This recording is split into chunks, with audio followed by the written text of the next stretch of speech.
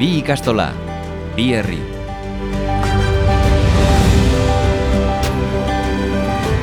Baina helburu bera.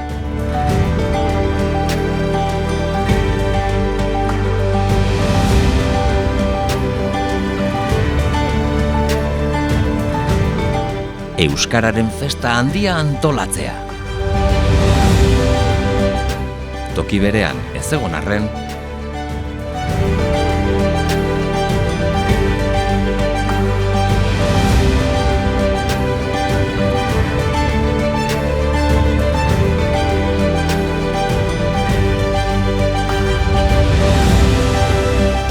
elkarrekin egingo dugu.